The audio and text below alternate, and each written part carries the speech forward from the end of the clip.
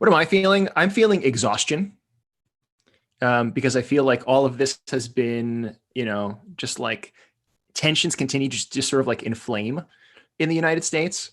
Um, I'm feeling a little, to be honest, I'm feeling like a little bit of relief, because it seems like what's going to happen is divided government, right? It seems like one party is going to have the presidency and the other party is going to have Congress. So part of me is like, okay, nobody's going to be like totally in charge. So maybe like we can take like a little bit of time, and like nobody's powerful enough to get their agenda through. Right? Like here, okay. Part of my thinking too, as like a very small government, pretty much like Christian anarchist, is like, what if we made politics like less important in our daily lives? And what if like the presidency was like less high stakes?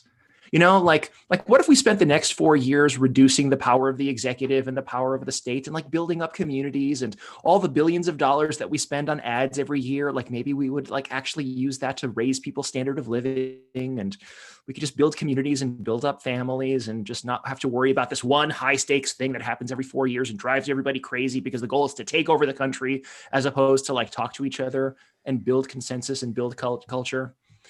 Mm-hmm. So I'm hoping that because we have divided government, it gives us an ability to pump the brakes and be like, hey, clearly like nobody is like ran away with this thing, right? Like there's no like winner of everything. Like everybody kind of stinks. Let's regroup and figure out why everything stinks.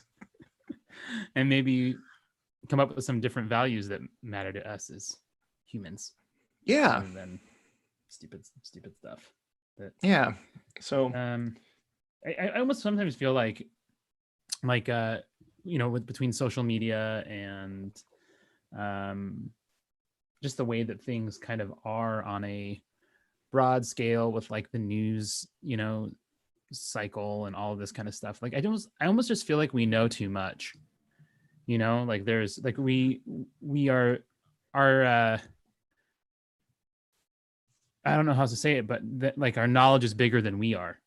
Like we've gotten too big for our britches in some way, in the sense that like we try to inhabit more space than we actually can inhabit. And I don't think I'm not saying that this should be an excuse for like systemic laziness or like not caring about systems, but it's almost like we're like too informed to make real decisions. Like what's weird, what's wild to me is kind of what you're bringing up is like, why do I know more or care more about some like random dude sitting in an Oval Office than I do about the things that are going on in my own city? Like I don't really know what's going on in Tempe. Like I don't really know that. I should have a better idea of that. Get involved on some local level. What it is. Yeah. Right. Cause like, I don't know if we're actually going to build culture, if we're actually going to talk about each other, like so many of these things are much more like on a local level. And it seems like the more things have been consolidated, the higher the stakes are for these like very particular sort of like offices, the more that our other, like it's kind of tunnel vision. Mm-hmm. Right. And it's exhausting because it's actually things that are outside of our area of responsibility, because like you actually have some level of responsibility over your family. You have actually over your neighborhood, right? Your town, and our attention is constantly like elsewhere. So I don't know. I just feel like we need to take a deep breath and actually remember like we're people who live in relationship in towns and cities with neighbors, with family members, and just like, okay, and people are like struggling out there. There's still people who don't have jobs. There are still people who can't pay their bills. There are still people who are just like struggling with addiction. And I don't know, it's just like, maybe we should be a little nicer. Yeah. Mm-hmm.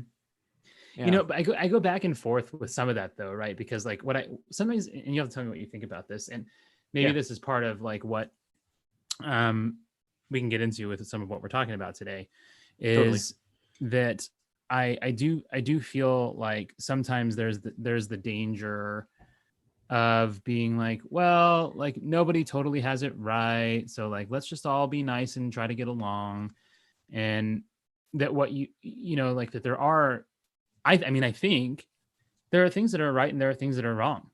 Yeah. And I don't know that. I think the danger, right, is that it's like when people are wrong about stuff, or when you really believe that they're wrong, and they very well may be, like attaching like a like a violent kind of justice to that, or a hatred of the person, rather than kind of like a fighting against dangerous ideologies and like policies and stuff like that, right? Because I think what you run into really is more than a conflict of people, is a conflict of values. And I came across this great post, or the YouTube video from the VeggieTales creator. Have you seen any of his videos in the last few months? No. So they're really good. He's done some really, really good ones. And he basically sums up like how a Christian ought to think about politics in one, and like how a Christian should vote and all of this kind of stuff. And he references it to Proverbs. And in Proverbs, he says like the basic gist of Proverbs is really about how like the people of God ought to interface with society and the world and things like this. And he goes, and if you could break it down, he says, the righteous willingly bring disadvantage to themselves to advantage the community, while the wicked willingly disadvantage the community in order to advantage themselves. And like that to me was like kind of this moment where like the light kind of clicked, where it was like, oh, like that like that needs to be how we are informed about everything. Like, we really need to be thinking and living, and like as Christian, it doesn't, like Republican Democrat is like such a stupid way to identify, right? Like it's false. It's a thing that automatically tells you what you should think and who you should be, as opposed to looking to Christ, who shows us what we are to be and who we are to be. And all of the stuff that we do then really should be like in order to like think, okay, what would bring benefit to the world around me, to the community around me, to the people around me, even if it brings disadvantage to me, even if that means higher taxes for me, even if that means like that is the goal in the mind of the Christian, right? Is to be like, what is going to bring advantage to those around me, even if it disadvantages me in some way. Like you see, Jesus is not on the side of any particular political party, like he's just not. Doesn't matter what party sticker is on the table in the temple, like he's still going to throw it over. The side that he's on is the least of these. That's whose side he's on. That's like they're pretty clear. And so like that's how we need to think as Christians too. Like how is everything that I do, how I vote, how I whatever, most for the least of these. And that was like really really helpful, I thought. That's a really good insight. And it connects with, the gospel reading that we read just this past Sunday, right? This past Sunday was like the Rich Man and Lazarus. And it's kind of a counterexample to that, because here's a guy who is constantly worrying about himself and stepping over the person in need who is right at his gate. And I wonder sometimes, right, if we do that in a similar sort of way, when we kind of prioritize our sort of like self-interest, right? Our tribe, our group, or maybe even just like me personally, right? This is going to be good for a lot of very, very small, very, very scarcity sort of minded thinking, which I think actually kind of fuels a lot of this combativeness, right? It's like me versus you, as opposed to we are a nation, right? We are a kind of an extended community. And one of the ways that I live in that community is by looking out for the people around me. Yeah. So it's hard. It's hard. We'll see. Hopefully, like, these emotions die down. And like I said, me personally, I kind of think it's a good thing that we've got this like divided government, right? Nobody's really in charge. And now that nobody's in charge, maybe we can just like pause things for a little bit and figure out like, okay, why is everybody so unhappy? Why is all of this? Why? Yeah. maybe we're wrong. And how can we as Christians lead the way on that? Yeah. How can we as Christians lead the way in terms of thinking, prioritizing other people before ourselves, and maybe sacrificing some of our stranglehold on power or what comfort or what, like, I don't know. We're still in the thick of it, and we'll see what happens obviously is ahead. But I think that at the very least, like, that's a really beautiful insight. Yeah, it was helpful. I highly recommend checking out his videos. Holy Post, that's the name of his YouTube channel. There's some good stuff there. About the history of race in America, and how to deal with like abortion from a political stance as a Christian, and like it's very measured, and like it's the VeggieTales guy. Yeah, I mean, like you like, who would have thought that in 2020 like Bob the Tomato would be super woke? That's really funny the way you phrase that. Yeah, no, he did it. Way to go, Bob. But yeah, it's helpful, and it's really like, I mean, his audience is like, for lack of a better way of putting it, like white American Christians. Mm-hmm. You know what I mean? And so like, I'm right in all of that group. You check off all three boxes. Yeah. So good. I'm sitting here with my Chosen sweatshirt on, actually, at this point, now that you say that too. So yeah, I also check all those boxes. Yeah, man. Well, I don't know. So anyway, we'll see. Like, Lord have mercy.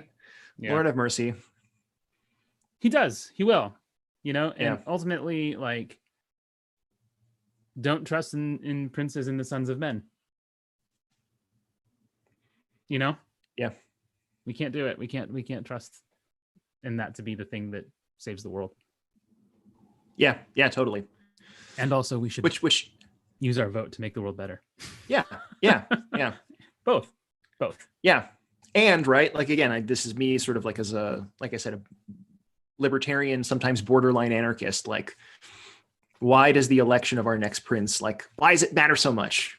Maybe we can like live in a world where this didn't matter that much, because we just had like resilient communities and we just took care of ourselves. I don't know. Anyway, I don't know. King, I didn't vote for you. You don't vote. You don't vote for a king. There's no basis for a system of government. If I walked around claiming to be, what does he say?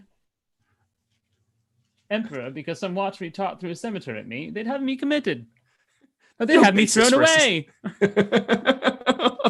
Be quiet. I order you to be quiet. And the government system should be a mandate from the masses. Being oppressed. Not some farcical aquatic ceremony. Come see the violence inherent in the system. That whole scene is like one of the best things ever made. King of the who? What's a Briton? Well, you're a Briton. Dennis, there's some lovely filth down here.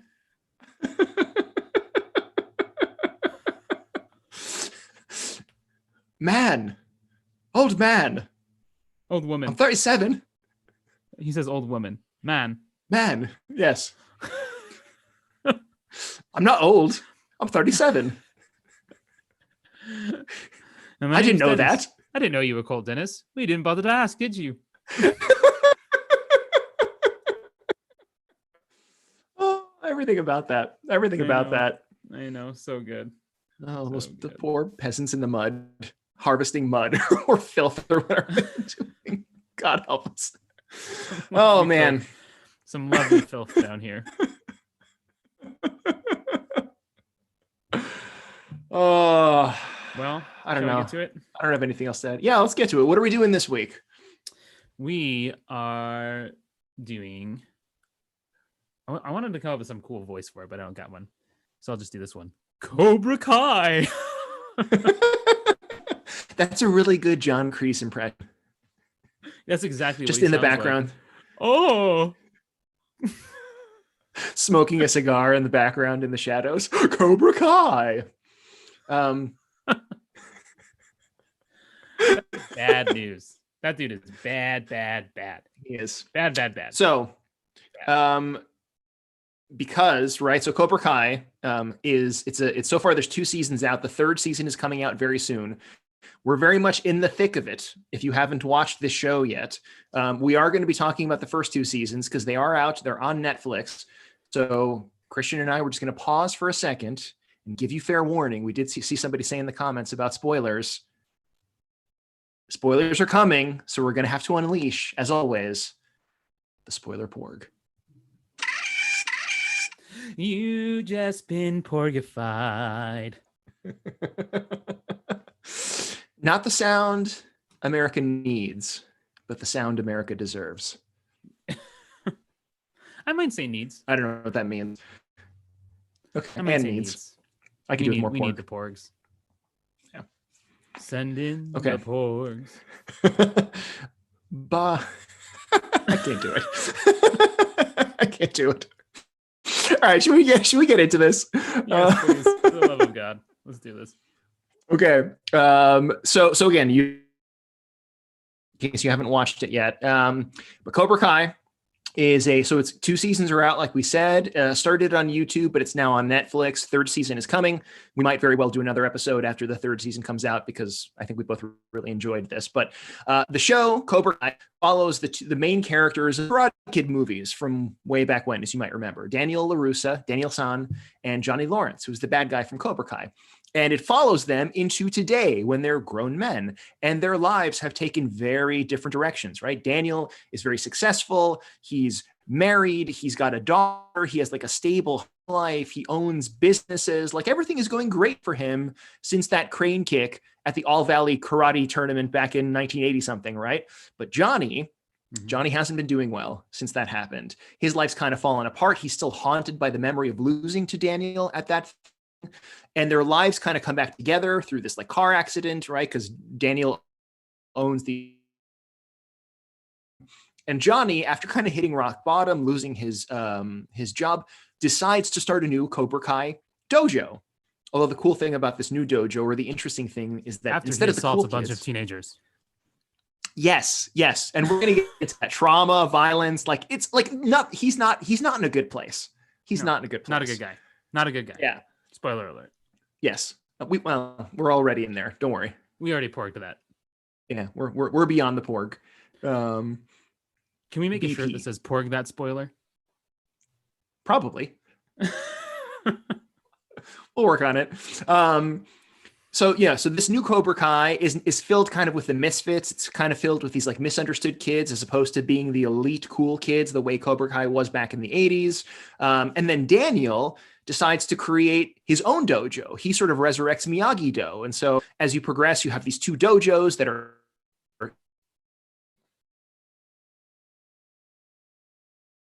is actually teaching Johnny's son, right? And then like it's like all these family dynamics and everything, and it just like at the end of season 2 it explodes into this massive like free-for-all battle with somebody possibly dying and like who the heck knows.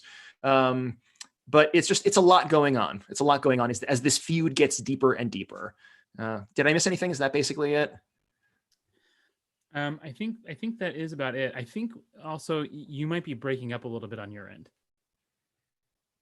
Yeah, I don't know why my internet has been. I restarted my computer before we started, and it seems like it keeps being unreliable on my end.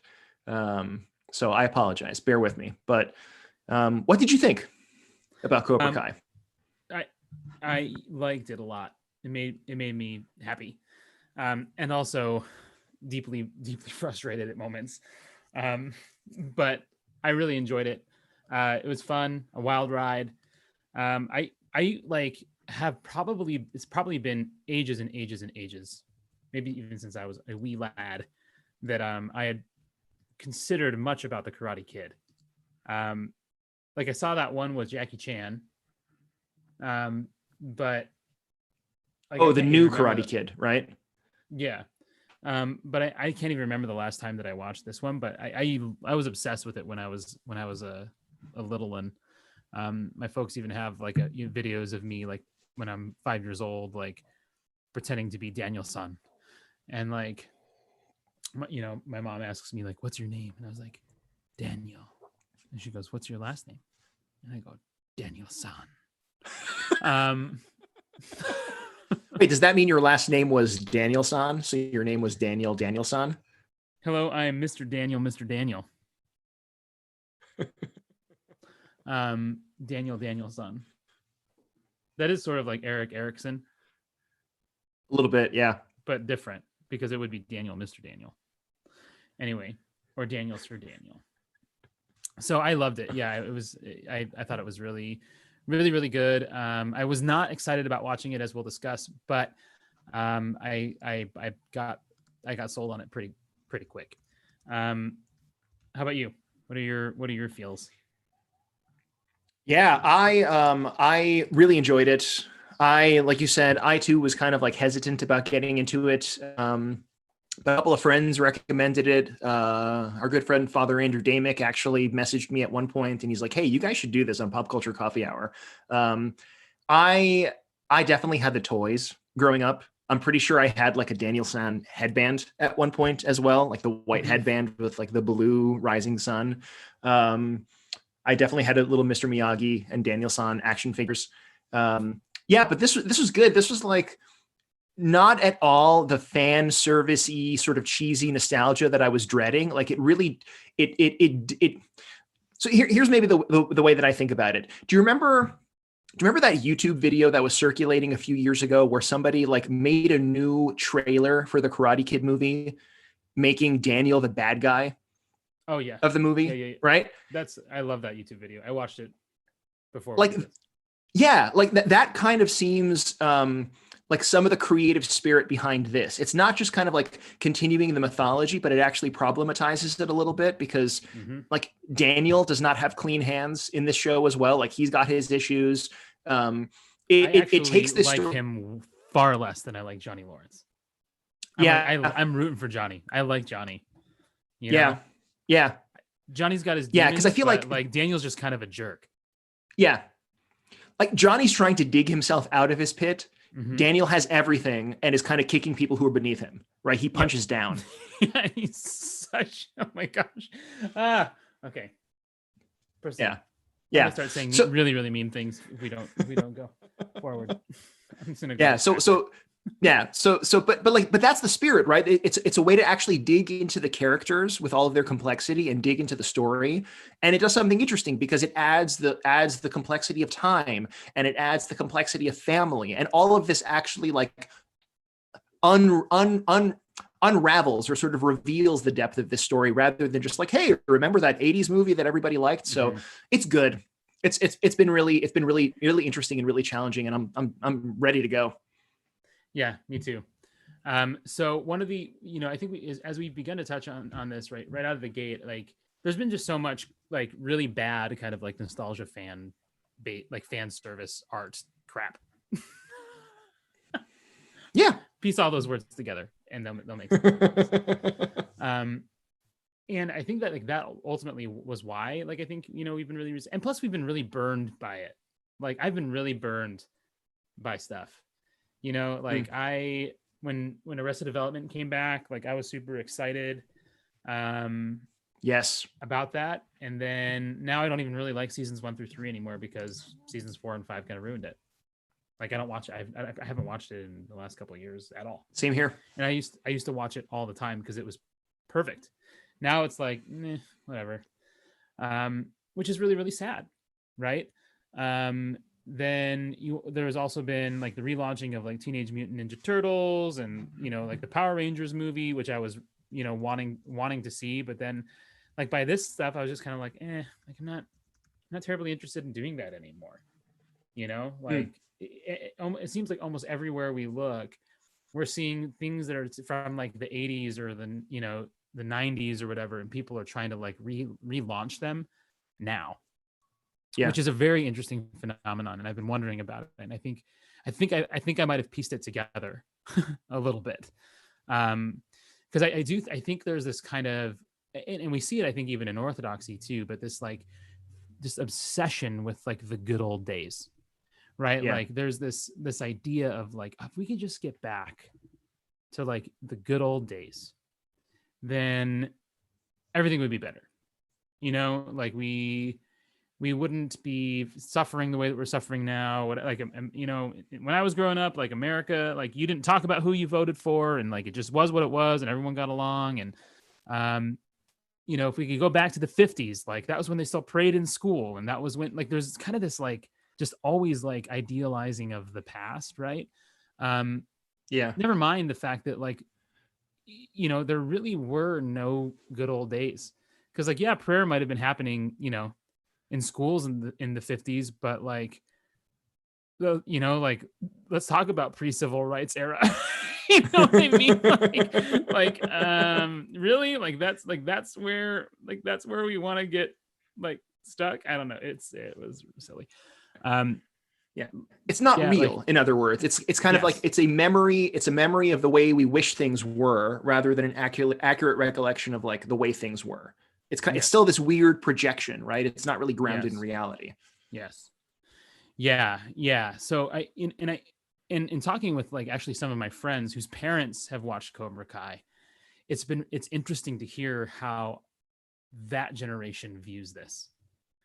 You know, like Mm. they actually like several of my friends have told me this about like their parents, that like when their parents watch it, they're like, oh, this is so great. It's just kind of this like return to, you know, like like doing things the old way. And both my friends and I, as we were talking about this, we were like this show is so obviously about how the old way doesn't work. Mm. Like what, there is no good old days. There is no good way, good old way, the old fashioned way. And the old, like, Yeah. you just got to get in there and like make kids like totally shut off all of their emotions, and like crying is for sissies, and like all of this kind of like what Yeah. If no, anything, no, wrong. the old days is this trauma that's being propagated through time. Yes. It's not Yes. it's not this like halcyon, like Camelot on a mountain, right? Like it's actually like it's just a model. Yeah. It's a silly On place. second thought, let's not go there. It's it's a silly place. We're knights of the round table. We fight whenever we're able. Are we just gonna do the Monty Python thing a lot today? I like to push the pram a lot. Yeah, it's a Trojan horse. This is actually a podcast about Monty Python. You've been duped.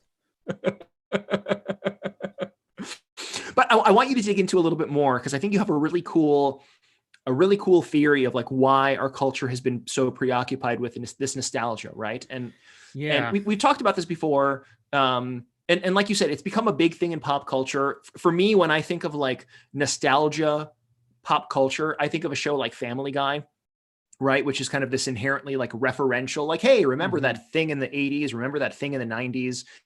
Some of these reboots that you're talking about, which are, yeah. But you have a really cool, I think, theory of explaining why we've been so preoccupied with nostalgia. Yeah. So I think that nostalgia and trauma exist on opposite sides of the same spectrum. I think you don't get nostalgia without trauma. And here's why. So as I've been thinking through this a lot, like I read this incredible book called Humankind by a guy named Rutger Bregman. And it is, I mean, I cannot recommend this book enough. Like it is just a moving, beautiful, hopeful, happy book. Like I couldn't stop referring to it just as my happiness book. Like whenever I was talking about it with my wife. And the book's not really about happiness, but it's just like, the book is happiness, if that makes any sense. And in this book, he basically like explores really like a philosophical stance of the human being that is far more based in like Rousseau's idea that like we're actually good, right? As opposed to some of that like Hobbesian philosophy that like human beings are fundamentally bad and destructive and want to hurt other people. And some like, which is a lot of the stuff that is born out of how people read, you know, like Darwin's like Darwin's work, right? And kind of like pulling out survival of the fittest as like this kind of like the key idea to like survival, right? Yeah. And really though, like what you get, and this is something that's addressed in this documentary, which I think at some point we should talk about, called I Am, by a guy named Tom Shadyac, who is the director of Ace Ventura and Bruce Almighty and all these other silly Jim Carrey movies. Huh. But he talks about about Darwin's theory of evolution in there, and mentions survival of the fittest, and in oh man, why is it the Descent of Man? No, what is it? Is that what it is? Well, Darwin, like the sort of the from apes to humankind, right? Yeah, I think that's what it's called. Yeah. So in that book, they said that Darwin mentions the phrase "survival of the fittest" twice. Yeah. And the word that he mentions like almost 100 times or whatever is this word love. Like in observing things in nature, like love presents as far more of a thing than this kind of like brute survival of the fittest, which he only mentions twice in this book. And what we begin to kind of like glean from so much of like Bregman's work, kind of vis-a-vis like Rousseau's philosophy, and in dialogue with like actual Darwinian thought, is that like, you know, what we're made for and how we really are kind of innately is good. And innately what we want to do is cooperate with one another. And if you really think about it, if you break it down, if we were just competitive and wanting to destroy one another, then we wouldn't have what we have now. We wouldn't be the most prominent species on the planet. We wouldn't be in like the, you know, in the position of preeminence of like houses here and cities there. Like there's no way. But so really, like, it's not our competitiveness that seems to operate within human beings as like the primary drive or the most adaptive trait that we have. But what our most adaptive trait is our capacity for cooperation, is our capacity to work together, our capacity to form bonds with other people, to connect, to emotionally bond. Like these are the things that really make us uniquely powerful as human beings, is our capacity for cooperation. And now, right, like if that's the kind of the normal functioning of the human being, right, is like this kind of cooperative, kind of collective way of being, right? Kind of we're more tribal than we are individualist, like as a species. Like that's how we've survived. You know, which makes sense even when you just biologically kind of think about stuff, right? Like you have a baby, and I don't know how this happened to my hand. I don't know if you can see this, but I have purple marker all over my hand, and I have no idea where it came from. That's hilarious. This is what it's like to live with 3 children. No idea what happened. So, but anyway, like if that is like the way that we are supposed to be, is this kind of these cooperative beings. And if you think about it again biologically, take a giraffe, right? I mean, if you have the stomach for it, it's kind of gross, but like, have you ever seen a YouTube video of like a giraffe being born? No. So giraffes are born, and within minutes, they're able to get up and walk on their own. Sure. Or you think about like all these other animals, right, that are born and they're just like fully functioning, right? As opposed to like a human baby who is born and has no teeth and cannot walk and cannot see and cannot any of these things. It's still gestating outside of the womb. And that's actually true, right? Like that actually is the case. Like it has to come out because it can't stay in, because it'll be too big to get out. Because the brain is so big. Yeah. So we finish our development outside our mother's wombs, in our mother's arms. Mm-hmm. And so we become we are just born to be this species that survives through these bonds, through this kind of like care for one another. If we just left the baby like, hey, get up and walk, baby, like the thing would die. Yeah. Right. So we had to learn to adapt to this like cooperative kind of need. And we did. But if you really think about how, and I'm thinking about this a lot, like in America particularly, like we do not think of ourselves cooperatively. We are competitive to our very core in this country. You know, like I remember like in school, like being in reading, like you remember reading groups, like the red group and the green group and the blue group, Sure. and all of that kind of stuff. Well, I mean, it became very clear like who was the smart group and who was the dumb group, right? It wasn't like you weren't just colors, you were ranked, you know, and there was a very clear pecking order to this thing of like, I'm dumb, I'm whatever, those are the smart kids, or whatever. And even the way that our schooling system is formed, it's like it's formed to like this very particular set of talents and gifts and all of that kind of stuff. And it's competitive in its very nature. I mean, we're constantly evaluating one another. We're constantly like, you know, having these weird competitions and things. We put kids in sports to kind of like do their thing and ideally like this is supposed to teach teamwork, but I think it teaches much more competitiveness than it does cooperation. Like we got to win, you know, like that becomes kind of the thing at the end of the day.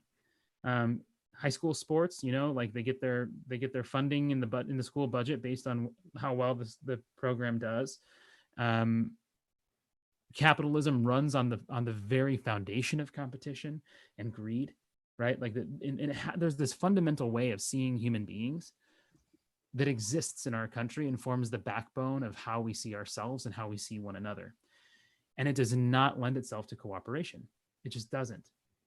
And since that's the case, since we're being asked ultimately to function in a way that is not to the development of the human being, it is not adaptive. It's not, right? My sense is that every single one of us is traumatized. We are all traumatized because we are not most authentically living into this adaptive strength of the human being for cooperation. But we're being dropped in an environment of competition, believing that like our survival depends on this or that or whatever, rather than our survival is just kind of taken for granted because we're a part of a tribe. So my thought is that nostalgia for us becomes this escape from the trauma that we all live in all the time. You know, we go back to the good old days when things were less scary, when things were whatever, is kind of this weird way of trying to bring the past into the present in order to make the present more bearable. Right? Trauma is also a reliving and a re-experiencing of the past, which is what nostalgia is. Nostalgia is like remember when. We're not just trying to like remember and it's like we want to relive that. We want to. I mean, this is the whole foundation of like make America great again, right? Like let's not just like remember the good old days of Reagan, who also used the same phrase, by the way, in his 1980 campaign. Let's make America great again. So it's like very much remember the good old days. Remember when Reagan was in charge. Remember when So trauma becomes this reliving and re-experiencing of the past in the present in such a way that it pulls us completely out of the present and into our pain. Right? Nostalgia, I think, is this reliving and re-experiencing of the past in the present in order to pull us out of our pain and to escape it, to pull us out of like the kind of the traumatizing world that we're in. Does that make any sense? That was a very long-winded explanation as to how I. That does, but I think I probably disagree with you with some of the analysis and how we get there, but I think I kind of like I agree with the end point at the very least that there's whatever the underlying cause, there definitely seems to be a lot of trauma that exists out there today. Right. And we can talk about like family systems. We can talk about other things that actually kind of like reinforce this. We can talk about the ways that, to connect with what we talked about a few episodes ago, the rise of social media, right? And it has actually like increased the trauma, especially in like young minds, right? The rise of depression and so forth. But yeah, the fact that probably the official hormone of the year is like cortisol or whatever, like stress hormone, right? Like we're all hormone of the year. Yeah, totally. Right. And I think that's a really important, really interesting way of framing these things as they're both kind of escapist sides of the same coin, right? Like trauma removes itself from the present, right? By kind of like immersing itself and reliving, right, this flashback, which we actually see in the series too. We see these moments when Johnny is having these like flashbacks, but he's actually like, he's not just remembering the good old days. He's having flashbacks into like the trauma he experienced at home, right?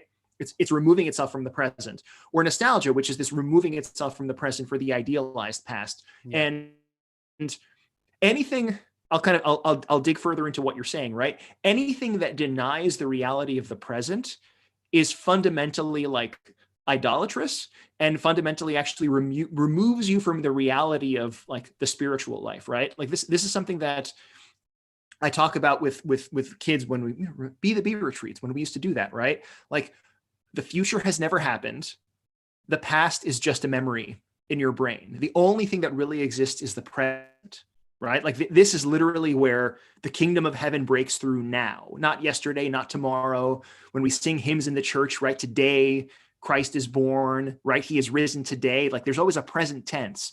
And so much of the spiritual struggle of the spiritual life is bringing ourselves back into the present, because distractions pull us away when we're trying to pray, right?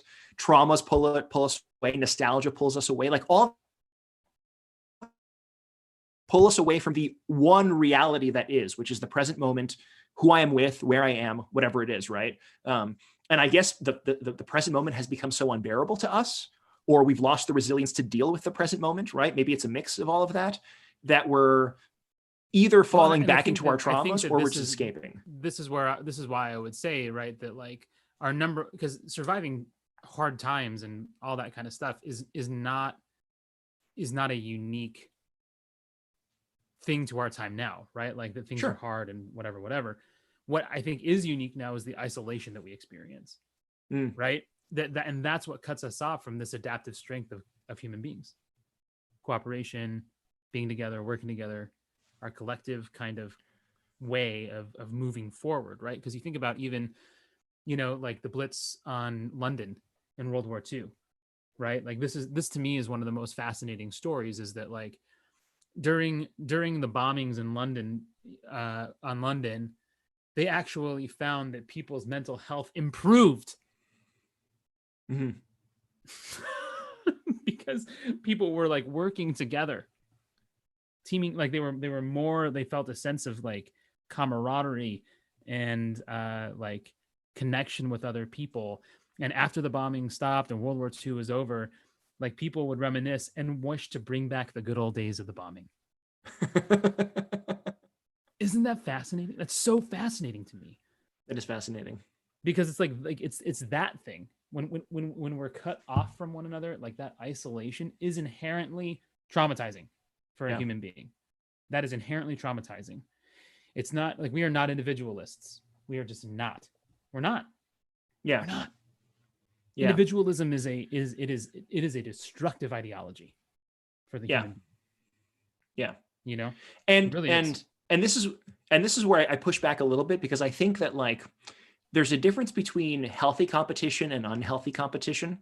Sure. Right? Because because it's actually possible to compete like in a communal sort of way, not to embarrass or destroy the other person, right? But like we're both living in structures right now. If I was to have built this house, it would collapse on my head. Like this is not what I'm like meant for. Somebody who's good at building houses should build the house. Right? There's like on some level, right? Or like if we're playing a game, right? Like I want to beat you because it's more fun, right? Not to embarrass you or anything, but we're playing basketball in the backyard, or we're playing Mario Kart, right? We used to play Mario Kart sometimes when we would go on B2B retreats, when you brought your Switch around, and it was just fun. It was that was a fun competition that brought people together, right? See, but what's that? What are you talking about here? See, listen to what you just said. Yeah. It was a competition that did what? That brought people together. Because again, the stakes of the game, were different. It wasn't me versus you, as in like it's binary 1-0. It's like the competition actually makes this more fun. When we're playing a game of basketball and we're into it, it's more fun than lazily, playing shoot around. Yeah. Right. But when it becomes this thing though, that's like about destroying your opponents. Yes. That is inherently traumatizing. Or when it's isolatory, when it's like, we play like if you and I played and you got like super like pouty, or I got super pouty, and one of us threw a fit, and one was like, like, I don't want to play with you anymore. I'm taking my Xbox and I'm going home. Like, That's no fun anymore. It's no fun anymore, because now we're just both feeling isolated from one another. Yeah. Right. And that is, I think, ultimately, like, whatever brings us together, whatever does foster the like togetherness, the cooperation, the all of that kind of stuff, like that is ultimately the thing that is going to make us thrive as human beings, not wanting to like beat each other. Yeah. Right. Yeah. Yeah. Beat each other into submission or own each other. Yeah. Yes. Right. Yeah. No, totally. I think that's a piece of it. And I think actually like the rapid like acceleration of the pace of change has also probably made that worse, right? Because it's like we can't sit in things anymore. This I think is where like the social media piece and the online piece has actually just kind of like made things move so fast that it's hard to keep our bearings under us. Like we feel disconnected generationally. We feel disconnected because yesterday's news cycle feels like a million miles ago because things are constantly like moving so fast. Like there's all these things that are actually like causing us to disconnect from each other competitively, and also just lose touch with ourselves because things are just like moving so dang fast and we're so overwhelmed with data.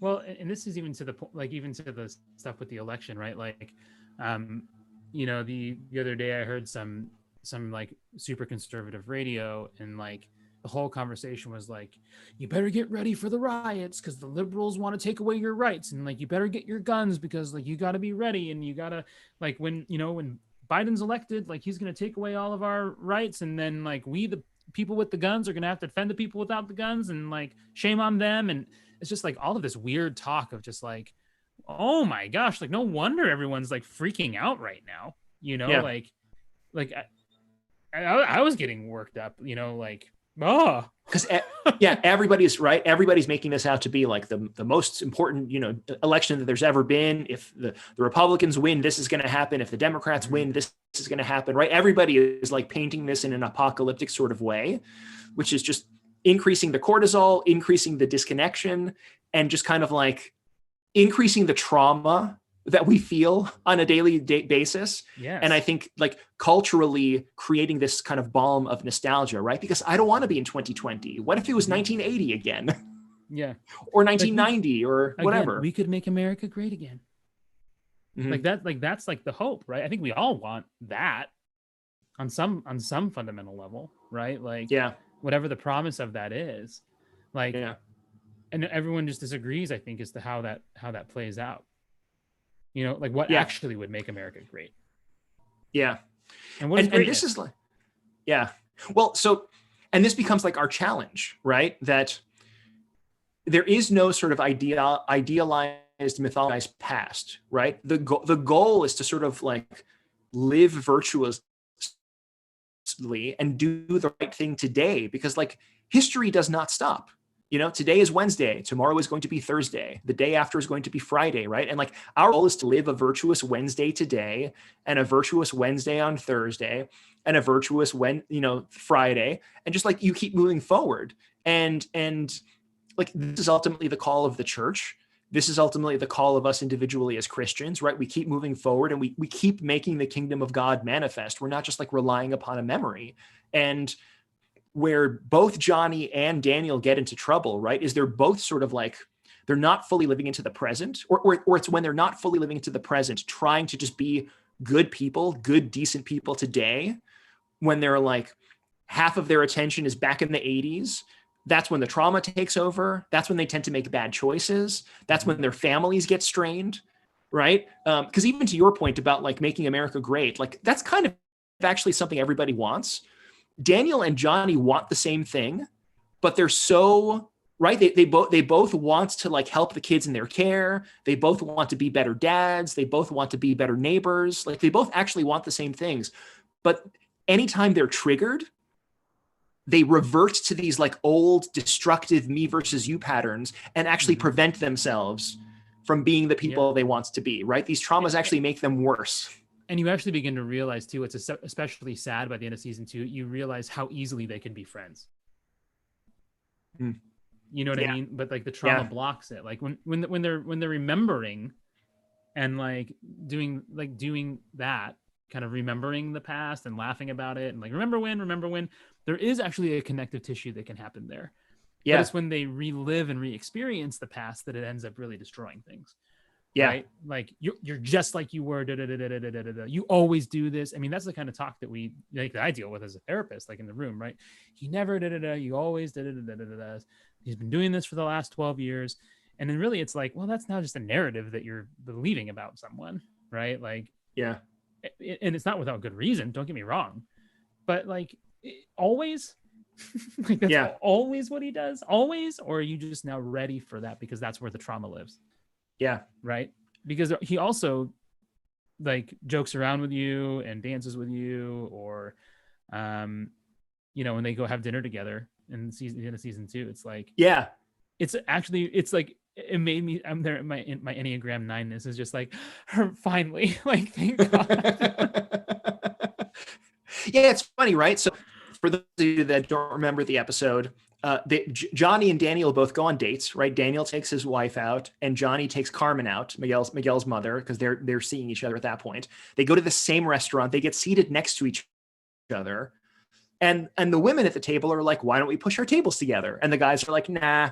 And the women are like, "Yeah, it'll be fun." And as the the tequila is flowing, as the good food is happening, like, they're actually having a great time. And like the two guys are out waiting for their cars afterwards, and they're chatting and they're having this like, remember the good old days, right? And like you could totally see in that moment, like they're just flawed but well-meaning people who had their own stuff back in the 80s and are mature enough in that moment to remember, right? To treat this as memories rather than like these flashbacks. And yet what happens? Somebody else's boneheadedness, right? I think it's actually Daniel's cousin, right, in that moment, who set Johnny's car on fire or whatever it was, right, suddenly triggers, and suddenly like they're back into the trauma, right? It's pain. It's and pain that happens that at the end of pulls them back season in. 1, and then season 2, right, is like the thing that happens when Robbie brings Sam, Daniel's daughter, drunk from the party to Robbie's house. Right. And then it goes downhill from there. Yeah. And it's like the way that my therapist actually described this to me one time is like, you think about a wagon or a car going through a muddy road. Like the more you sort of like drive, the deeper the ruts get. And sometimes these like really negative thought patterns can be hard to break. And even like a really good experience, right, which seems to be building positive momentum, like you can so easily be triggered back to old ways of thinking, right? Because this traumatic me versus you thinking has shaped both of them for decades. Right? Johnny most obviously, because Johnny is the character from the very beginning that we see who is like this broken man who is haunted by regret. He's like living alone in his apartment. His family has fallen apart. But like, even though Daniel is superficially more successful, like he clearly still has this chip on his shoulder about Cobra Kai. Like he still has these negative emotions about them. Like he is no less traumatized, even if he is superficially more successful, right? Because when Johnny comes back into his life, he becomes this like teenage boy again, and he still hasn't grown beyond these traumas. And it's amazing too, like how much that's just based in the narrative. Like I said, I actually do really kind of buy the theory that Daniel's the bad guy. I do. Like I'm there. I'm sold. And like so much of it though is like, they threw me down a hill or off a cliff. Like he says off a cliff, right? They threw me off a cliff. Oh yeah. And then it's like, actually no, they just rolled him down a hill. Yeah, like a bluff, I think, on the beach. Yeah. And it's like, it's fine. Like it hurt, but like he's fine. And they're just trying to get this kid off their backs, man. Especially when you realize like he totally, in the Karate Kid, like attacks Johnny unprovoked at like the Halloween dance. Yeah. Like everything was fine. Why you gotta be starting stuff again, man? Yeah. Daniel was not heroic, that's for sure. No. Nope. And he's doing more of that kind of stuff here, right? More of that stuff. But I mean, that's the trauma. That's the trauma that we live in. And I think that this is kind of one of the things that you spoke to really well, and I think that this is something that probably we should address for sure, is really this question of like what we're fighting, right? Yeah. Are we fighting against kind of one another, like against the past and the pain of the past, and trying to kind of dominate that and win that? Or are we fighting towards something, right? Are we fighting for something? Are we fighting for values together? And I think when we're aligned in our values with other people, then like we can disagree kind of on what it looks like to get there. If there's a fundamental acceptance that like, yes, we all agree that this particular like value and virtue is worth fighting for. Yeah. Right. We might have different ideas about the best way to get there, but at least at a fundamental level, we're united. Yeah. Right. Kids should be able to defend themselves. Do we believe that? Is that a thing? Is that a principle that we all have? Yes, we all have that. Okay. Now let's talk about how we get them to do that. Yeah. Yeah. Because we all think they should be able to do that. We're on the same team. We're on the same team. We can disagree over what that looks like. Yeah. And the interesting thing too, right, is like, we don't necessarily need to move towards uniformity, because even like looking at the situation here, Johnny and Daniel actually, like, if you push them on this, they do agree on some very fundamental things, right? Karate is good and helpful. It's good for kids to be able to defend themselves from bullies, right? Because again, Cobra Kai, like, they don't start being the bullies. They start being the ones who are victimized by bullies, right? Again, this like weird sort of like things are constantly inverted in this show.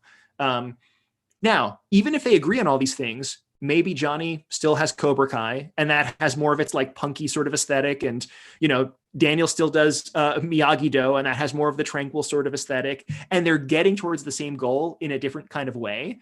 But like there's nothing that really guarantees that they have to be mortal enemies, or that they have to have this like this fight that keeps pulling them into these like juvenile thought patterns. Yeah, because what they're actually fighting about is the systems that they've created, right? Without coming to a fundamental agreement on the values that back those systems, the values and principles. And if they started at the values and principles, then they might even be able to like think, okay, like, well, maybe neither system is really great. Yeah. But they're so committed to these systems that like they can't even think about where the other person's coming from, Yeah. Which I really do feel like is a lot of kind of like what the stuff we're seeing in the country is. Totally. Like, people committed to like a very particular way of systematizing what is done with tax dollars, or what is whatever, like, that we can't. Yeah. And agree we see it in the like, church too. Yeah. Right. Like all of the fights over the course of the last 6 months about like masks in church, right? Or whatever it is. Like even we in the church are kind of like allowing these systems to disagree with us. But again, if we took our breath, we're like, look, we all want to be able to worship. We all want to be able to come together to pray. Like, what does that actually look like? Right. We're putting the cart before the horse sometimes, even as Christians. Right. And it leads us to be inflamed against each other. So like we as a church have these inflamed passions as we're sort of seeing the other side as the enemy. As Americans, big picture, we're inflaming our passions, seeing the other side as the enemy. And like you see Johnny and Daniel, like they could be friends because they both want the same things. Yeah. They're just too stubborn to realize it sometimes. Yep.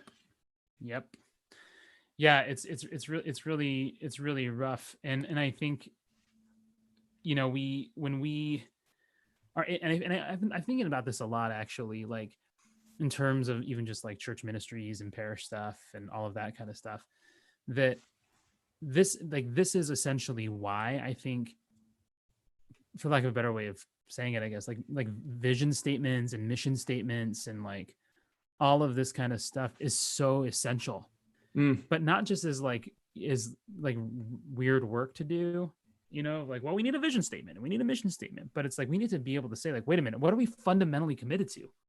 Yeah. Right. Like, what are the virtues and values and the principles of this parish? Right. If it's like, no one in our parish should ever go hungry. That's a principle that we have. Right. And so now we need to start thinking about like, how do we live into that?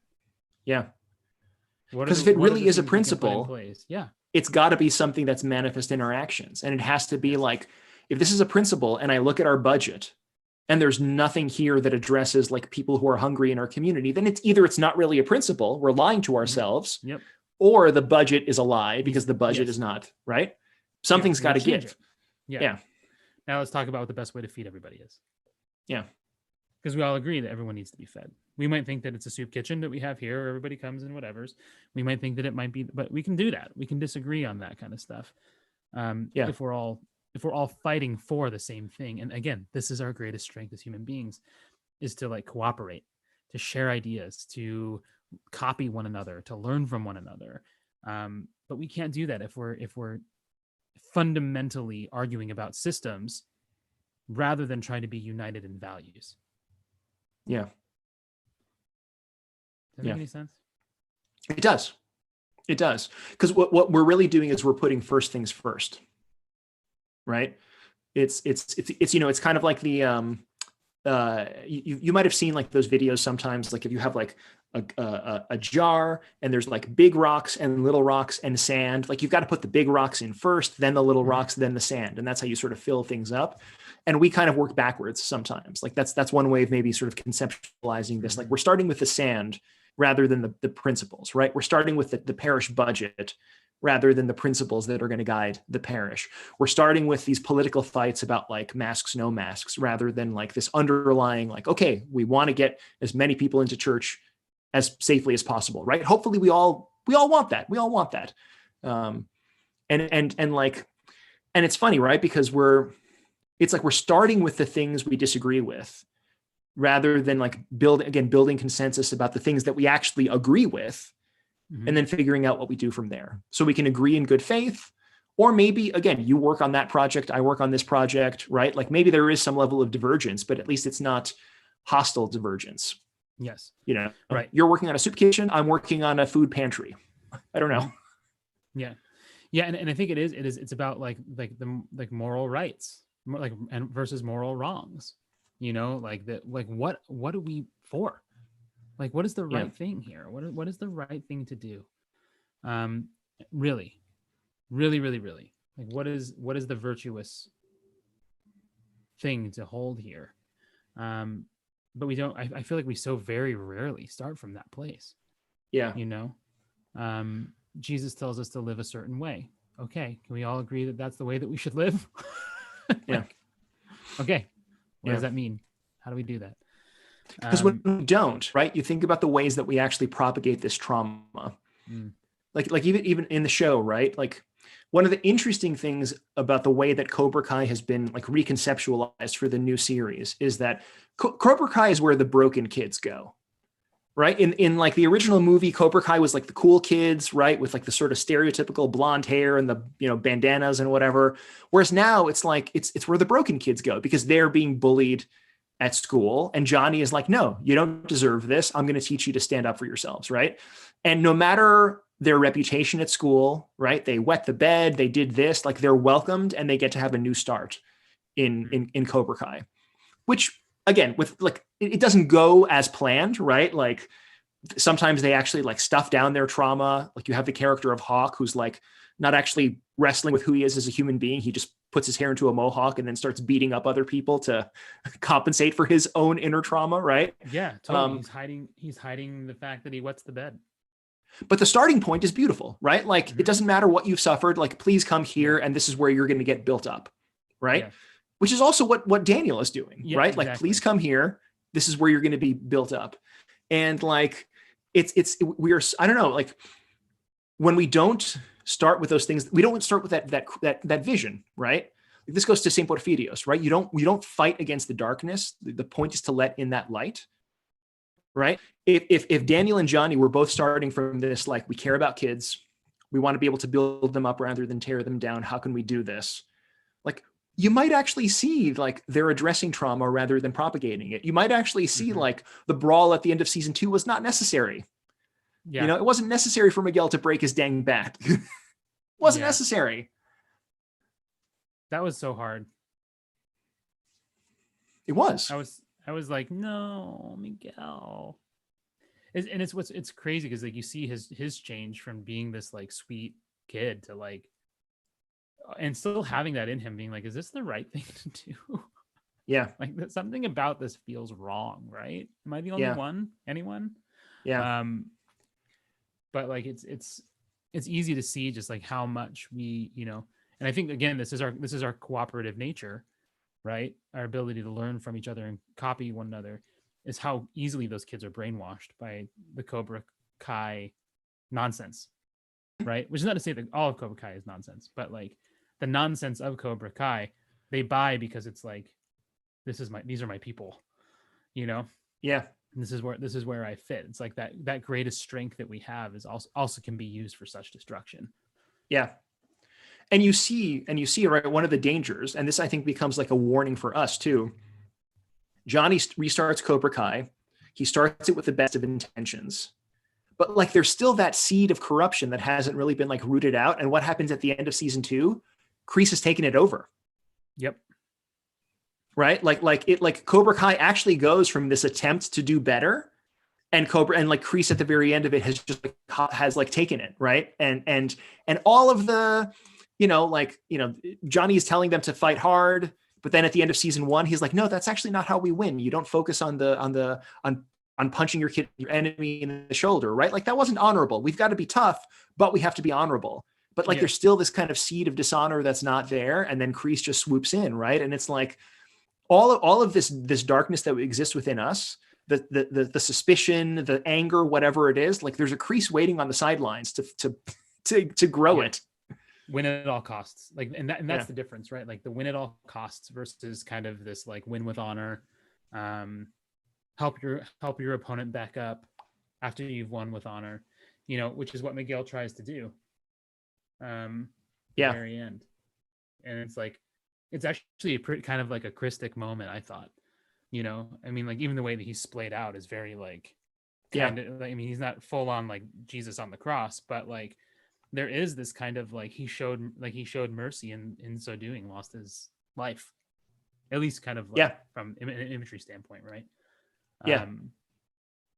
And it's like it was perhaps the most, I thought of the most moving moment in the whole show. Yeah. The only other one was, or like it tied to that, was when the only time I cried watching the show was at that point, and kind of in the immediate aftermath, when Johnny's listening to the voicemail from Miguel, like just this kid reaching out to like his dad figure, like, you're really good with girl stuff, like, can you just help him? I'm having some trouble. It's like, man, this guy's he's just a kid.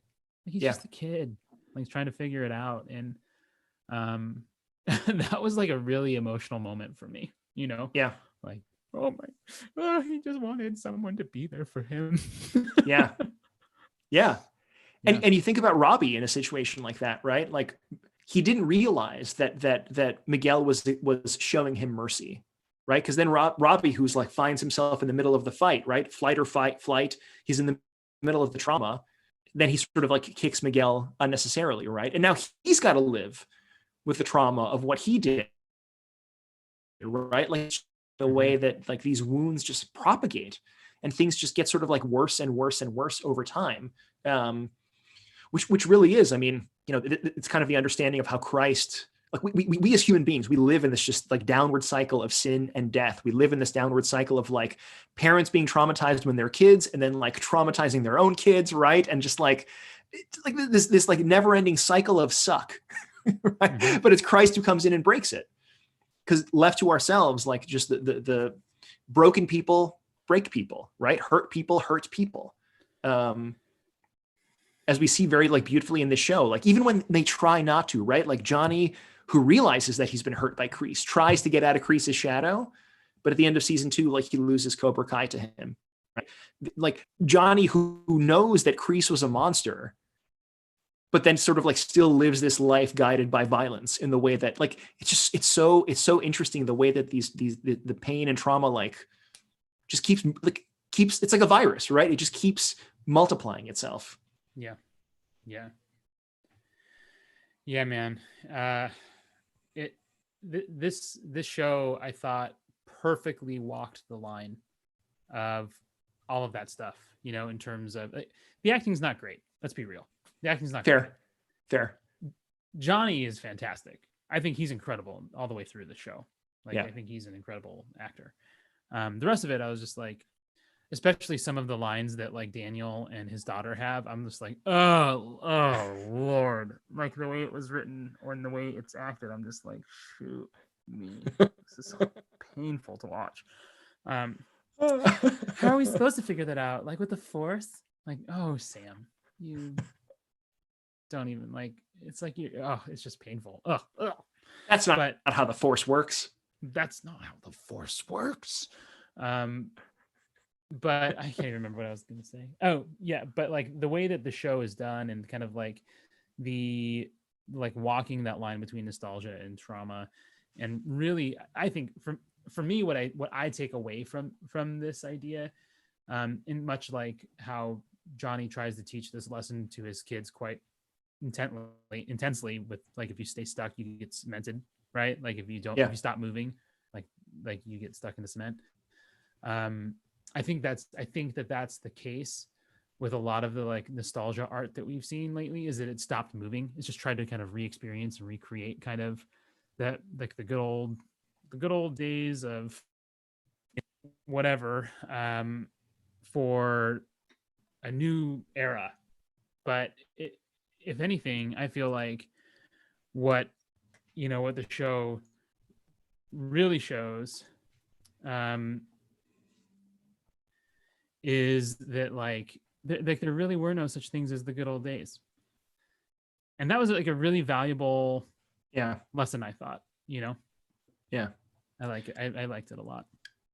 All we can do is make today as good as possible, right? This is the day the Lord has made. Let us rejoice and be glad in it. Not yesterday or 50 years ago is the day the Lord has made.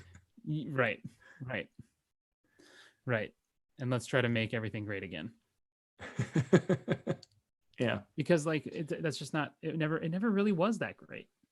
Mm-hmm. I mean, like when were these supposed great days? Like point to any single one where it's like, these were the good old days. And you can easily see like, no, I mean, there was also this going on though. Yeah.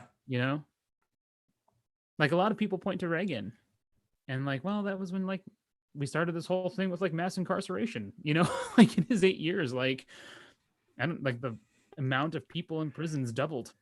Yeah. But the AIDS crisis, but Iran Contra, but like, name it. Right. Yeah. The trouble, this becomes like a failure of empathy, right? Sometimes when we idealize the past, right? It's like, yeah, maybe it was great for you, but it wasn't necessarily great for somebody else. And like, right.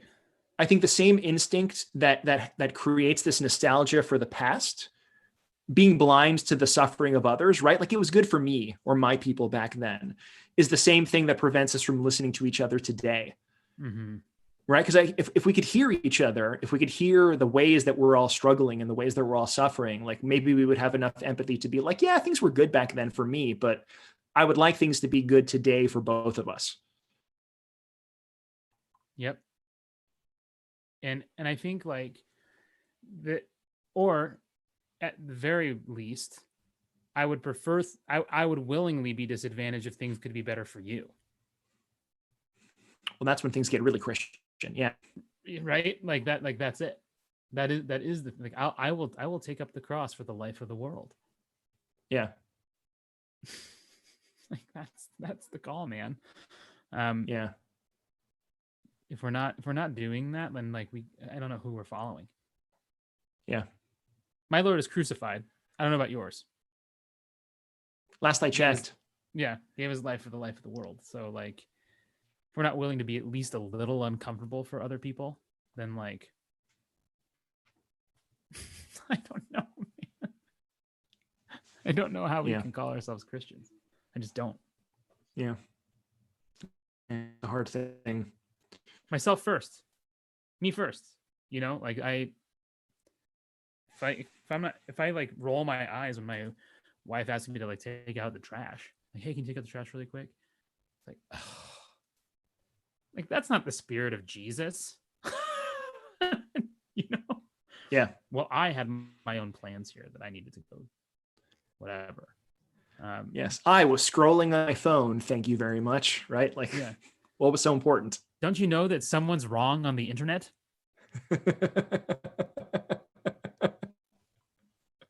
Yeah. But anyway, I'm glad we watched this show. I'm excited for season 3. Yeah. It'll be fun.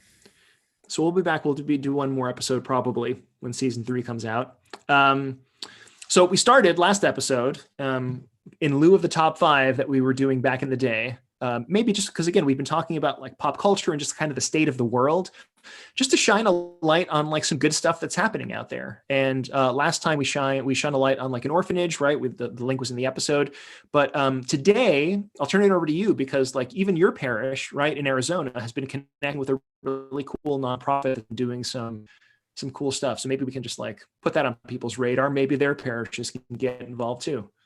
Yeah. So our parish has now beginning. We've yet to kind of like enact it yet, but we're starting kind of this week of Thanksgiving. We've started partnering with an organization called Family Promise. And Family Promise is a national organization that seeks to help families who are transitioning from homelessness, which is super, super great. Again, this comes down to values, right? Like our value is, like, or at least a principle that I think we should probably all have is that everybody deserves a home. Like everybody should have a house. Like that's a thing that we probably should agree on as people, right? Like that people, like no one should be on the streets. No one deserves to sleep on the streets, no matter what, no one. And Family Promise is this cool organization because what they do is they partner with local churches, and those churches end up hosting these families for like a week just to give them a place to sleep, so that they've got shelter and they've got food, they got dinner every night, provided by the parish. As these families are trying to kind of like get their feet back underneath them to move forward. So some people would say like, well, just give them a house, just give them a whatever. Family Promise is like, well, we want to, really empower and enable them and to like provide for themselves in their own way. But either way, like that's just disagreeing on the system. At the end of the day, we're agreeing on the idea that everybody deserves a house though. We might think differently about how to get there. And this is how Family Promise thinks about how to get there. And so I'm all in, like whatever gets people houses. Like it's like fine, bring it on. Like I'm not going to argue with that. Yeah. So we're partnering with them. They are a non-denominational, like I don't know how else to say it, but like they're not like you have to be Orthodox or you have to be Baptist or you have to be what. It's just like I think they're actually interfaith because like the idea is just like we just want to give people places to stay, and it doesn't matter where, and we want to make sure they have hot meals every night, because that's the kind of thing that human beings deserve to have, even if they've encountered the shipwreck of homelessness. So like, and we don't need to reinvent the wheel in a situation like that. Yeah, we don't need to make sure that what's most important is that it's Orthodox, right? What's most important is actually that homeless people get homes. So that is it's a really, really cool ministry. You can look it up at familypromise.org. I highly recommend everyone just looking into it. Maybe just if your parish can't do it, try maybe just donate to the cause, because this really is a value and a principle of the Christian faith, right? To make sure that we are caring for the least of these, and vulnerable families truly are the least of these, among many other kinds of least of these, right? But yeah, I'm super excited about it. I think it's a really, really cool thing our parish is doing, and I can't wait to be more involved in it. And I hope you all will join in. Yeah, we'll have the link in the show notes too, so you'll be able to check it out when we're done. But I think that's a good way to end today. Have we decided what we're doing on our next episode yet? We haven't landed anywhere for sure. Okay. We've got a couple ideas floating around, but we'll have to get back to everybody, I think. Yeah, we'll put it in the show notes for this too. Like we'll go offline. This again, it's been a busy week, so we haven't thought that far ahead yet. But we'll put homework in the show notes, so you'll be able to check out what we need to check out to be ready for next time. But I don't know. This was good. Yeah. Until next time. Until we meet once again. Goodbye. Goodbye, ladies, and goodbye, fellas. Yeah, don't leave out the fellas.